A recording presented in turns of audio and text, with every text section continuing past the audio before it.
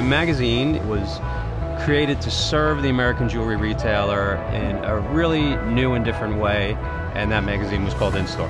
At the time I was working for another industry magazine, and along came In-Store, and it hit my desk, and I took one look at it and read through it, walked into my editor's office, dropped it on his desk and said, this is what we've got to start doing more of, because it was just an extraordinary publication in the voice, in the way it talked directly to the needs of the retailer who was reading it, in a way that was fun, and it was interesting, and it was light, and it was airy, and it was something that they could easily access and understand the things that were important to them. I feel really proud, you know, just to see the retailers kind of coming out and supporting this publication. You know, we've tried so hard to serve them over the years and give them what they need, and you know, trying to role play, put ourselves in their shoes and figure out, you know, what they need most, not just in a magazine and now in a trade show as well.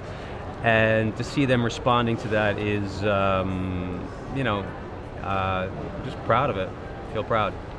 Joining In-Store when I did, even though it had already had a couple of years, it was still fairly fledgling, and watching that grow fairly quickly from the #5 magazine in the field to the leading publication now.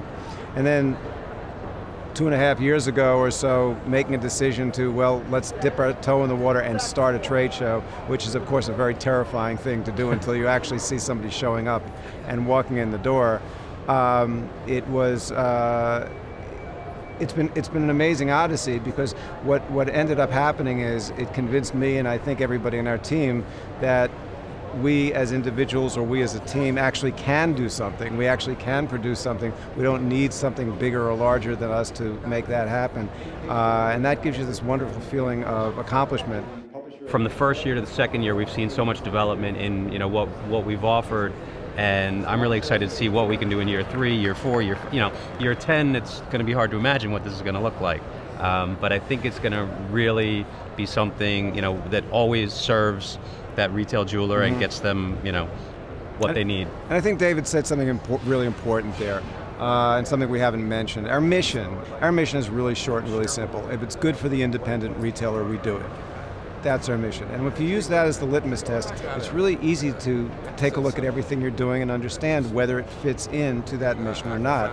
Using that core philosophy and carrying it over into the trade show has allowed us to do something that nobody's done in years, and that's actually launch a successful trade show in a city that hasn't had a jewelry trade show for many, many years, and get over 2,000 retailers to come out and join this event, because without that component, without them thinking that we were giving them something that had so much added value, it's unlikely that we would have gotten more than 200 or 300 to come.